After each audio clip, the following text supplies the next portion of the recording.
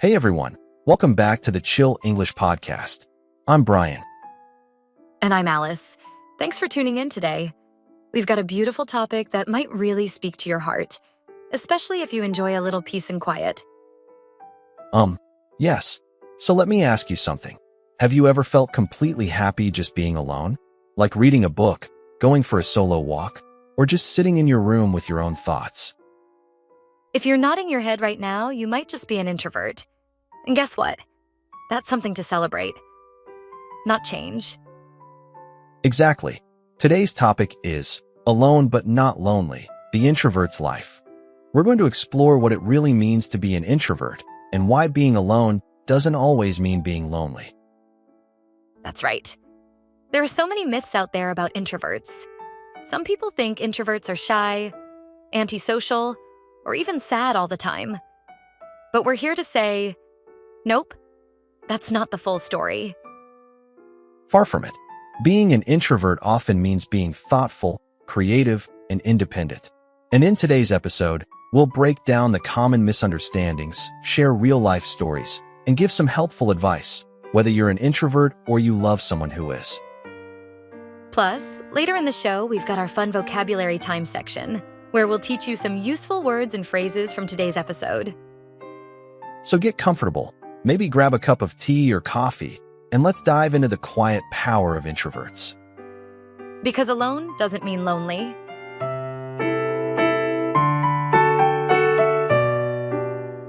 So Alice, let's be real.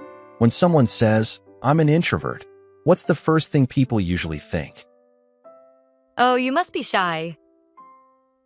That's probably the number one response. But being introverted doesn't automatically mean you're shy or afraid to speak. Exactly. Let's clear this up. Shyness is about fear, like fear of judgment or social situations. But introversion is more about where your energy comes from. Right. Introverts recharge by spending time alone. That's all. They might love deep conversations, close friendships, or even giving a speech, but they still need quiet time to reset. Let's bust a few more myths. Myth number 2. Introverts don't like people. Totally false. Introverts often love people, but not in huge, noisy groups. They prefer meaningful, one-on-one conversations over loud parties or big crowds. Yep. You'll often find an introvert talking deeply with one person in the corner while everyone else is dancing or shouting over music. And they're perfectly happy doing that. Here's another myth. Introverts can't be good leaders. That one really annoys me. Me too. Actually, some of the greatest leaders in history were introverts, like Barack Obama, Bill Gates, or even Albert Einstein. These people weren't loud, but they were focused, reflective, and calm under pressure. Introverts often lead with thoughtfulness. They listen before they speak, and they think before they act. That's powerful leadership. Okay, one last myth for now. Introverts are always lonely. I mean, we literally named this episode Alone but Not Lonely to challenge that idea. Exactly. Being alone is a choice for many introverts. It's how they reset, think, create, and find peace. Loneliness is feeling disconnected, but being alone, when it's intentional, can actually feel wonderful. Totally. I often go for long walks by myself, and that's when my mind feels clearest. I'm not sad. I'm just recharging. For me, writing in a journal or reading a book alone feels like self-care. It's not loneliness, it's comfort. So if you're an introvert, or you just like your own space sometimes, there's nothing wrong with that. In fact, it might be one of your biggest strengths. Coming up next, we'll dig deeper into that idea, what it really means to enjoy your own company, and why solitude can be something truly beautiful.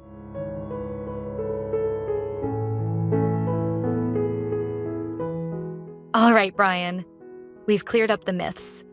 Now let's talk about what being alone really means for an introvert. Because for many introverts, being alone is not just normal, it's necessary. Exactly. For me, being alone is like plugging in my phone to charge. After a long day of talking or being around people, I need that quiet time to feel like myself again. That's such a good way to put it. You're not escaping the world. You're just recharging your energy. For introverts, too much noise or too many social interactions can feel, well, overwhelming. Yeah, we call that being overstimulated. Too many conversations, loud sounds, bright lights. It can all drain you fast if you're introverted. And here's something important. Being alone doesn't mean you're lonely or sad. It can actually feel really peaceful. It's a time to reflect, to breathe, and to just be present. You know what I love? Sitting on my balcony in the early morning with a cup of coffee. Just me, the birds, and the sunrise. No talking, no phone, no pressure. That moment is pure gold. Oh, I feel that. For me, it's walking slowly through the park in the late afternoon, just observing the trees, the wind. It clears my head in a way nothing else can. That's the magic of solitude. It's not emptiness. It's full of thoughts, feelings, creativity. Some of the best writers, artists, and thinkers in history were introverts who embraced solitude. Totally. Solitude gives introverts space to think deeply, to imagine, and to process emotions. It's like their secret garden. And when you learn to be comfortable alone, you also become emotionally stronger. You don't need people around all the time to feel complete. Exactly. That's real self-love. Being okay with yourself, enjoying your own company, and not feeling pressure to keep busy with noise or people all the time. So if you're listening and you love those quiet moments, don't feel guilty. Don't let others make you think it's strange. Solitude is powerful. And next, we'll talk about how introverts handle social life. Spoiler alert, just because they enjoy being alone doesn't mean they're antisocial.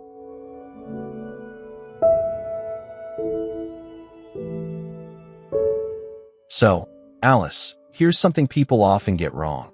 Just because someone is introverted doesn't mean they don't like people. Exactly. Introverts do like socializing, just in a different way. While extroverts may love big parties and crowded events, introverts usually prefer small groups or one-on-one conversations. That's true for me. I can enjoy a gathering, but after an hour or two, I feel tired. I need to go home and just sit in silence to recover. Same here. It's like introverts have a social battery, and once it runs out, they're done for the day. Yeah, and if you push through after that battery is empty, you start feeling anxious or drained. It's not fun. That's why introverts often choose their social activities carefully. They say yes to things that really matter and skip the ones that just feel like noise. And they usually prefer deeper conversations, right? Small talk like, hey, how's the weather? Isn't very exciting for most introverts. Definitely not. Introverts like to talk about ideas, passions, dreams, books, emotions, things that matter. That's what makes them feel connected. So how do introverts survive in a world that often feels loud and social? Good question. I think it's about balance. Introverts learn to set healthy boundaries, like leaving a party early or saying no to too many plans in 1 week. Yes, and taking breaks during social events can help too. Even stepping outside for 5 minutes to breathe in quiet can make a big difference. Another tip. Introverts can plan recovery time after social events. Like if you go out Saturday night, maybe keep Sunday morning free to recharge. I do that all the time. And you know what? It actually helps me enjoy the social events more because I know I'll have time to rest afterward. So true. And here's a message for extrovert friends or family. Don't take it personally if your introverted loved one needs space. It's not about you. It's about their energy. That's such an important point. Giving them space doesn't push them away. It actually brings them closer because they feel respected and understood. Coming up next, we'll talk about how to love and support the introverts in your life and celebrate the beautiful way they experience the world. So don't go anywhere. We've got some heartwarming tips coming right after this.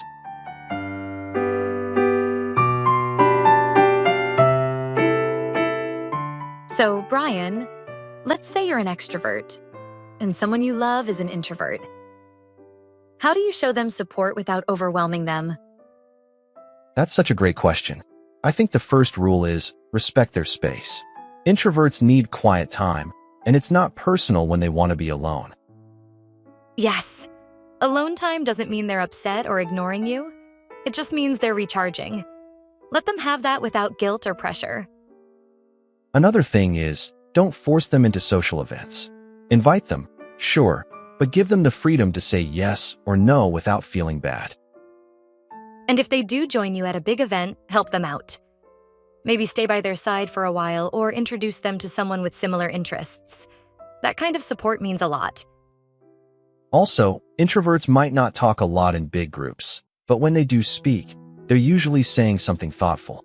So listen, don't interrupt or brush it off. Yes, give them the space to speak in their own time. They may not talk fast, but what they say often comes from deep reflection. One more tip, don't treat their quietness as a problem to fix. Saying things like, "Why are you so quiet?" or "Come out of your shell," can actually hurt.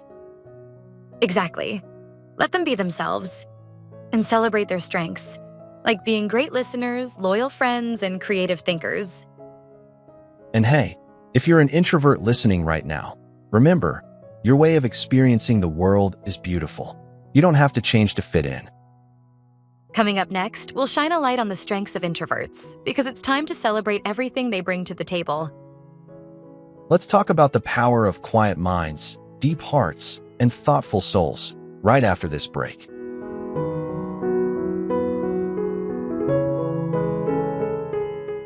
All right, it's time for some love and respect for our introverts out there.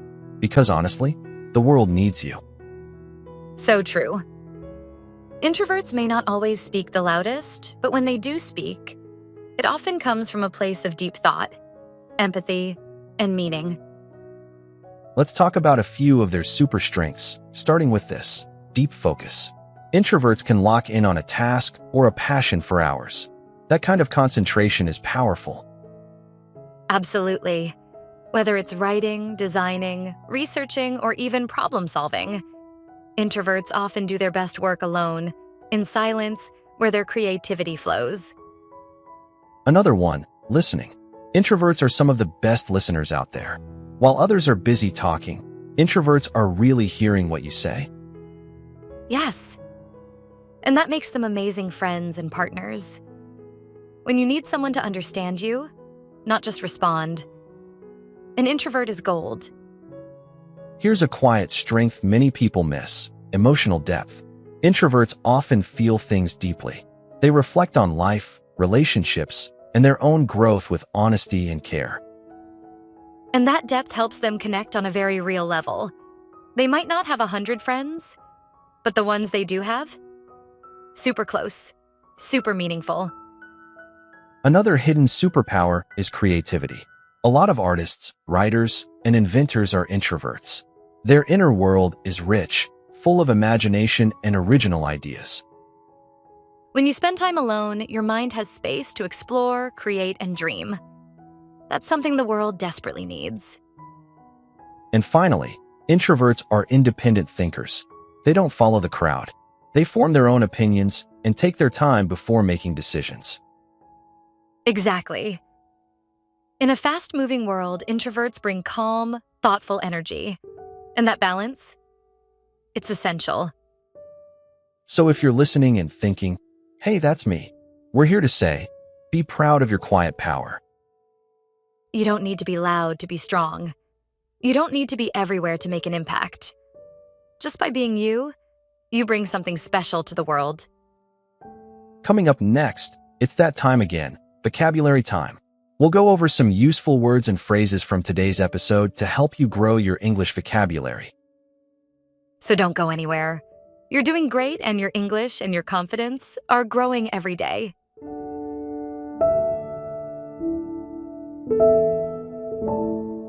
And now, it's time for one of our favorite segments.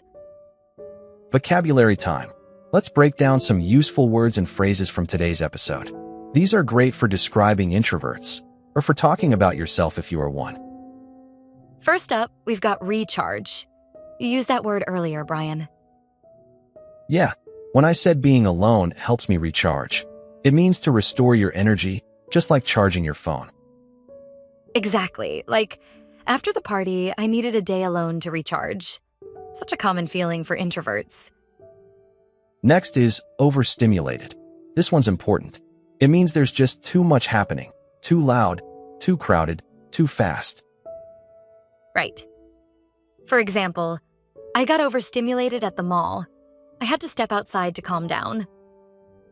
I think a lot of introverts can relate to that. Sometimes the world just feels too noisy. Which brings us to one of my favorite words, solitude. It's not loneliness.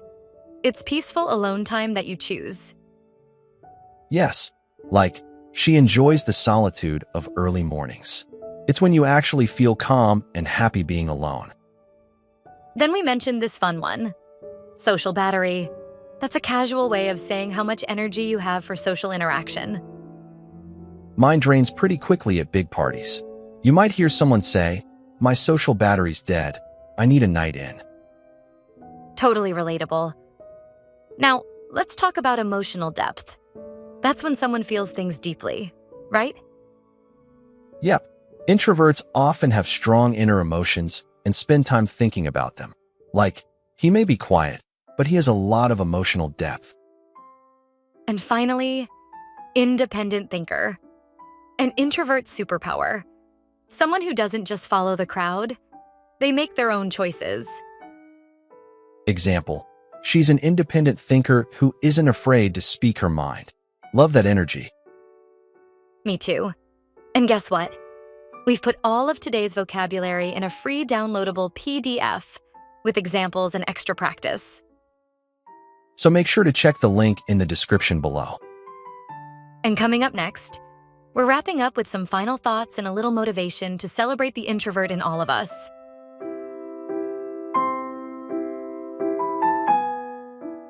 All right, friends, before we say goodbye, let's leave you with something to think about. Whether you're an introvert or not, today's message is simple. There's nothing wrong with being quiet. There's power in silence. There's beauty in being still. Exactly.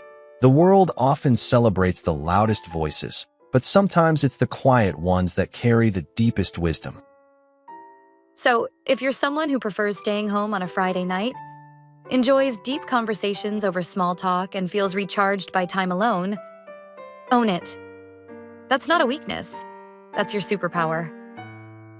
And if you're an extrovert with introverted friends or family, learn to love them as they are. Give them space. Let them speak on their terms. You'll discover just how rich and thoughtful they truly are. Here's a little quote we love. Don't underestimate the power of a quiet person. Their silence has seen more than your words will ever say. So good. And remember, confidence doesn't always shout. Sometimes it sits quietly, listens deeply, and moves with purpose. If this episode spoke to you, don't forget to share it with a friend, especially someone who might need a little reminder that being different is beautiful. And check the description below for your free PDF vocabulary guide and extra learning tips. We've got you covered. Until next time, stay kind, stay mindful, and be proud of who you are. And remember, whether you're surrounded by people or spending the day alone, you're never truly lonely when you understand yourself. See you in the next episode of the Chill English Podcast. Bye for now. Take care, friends.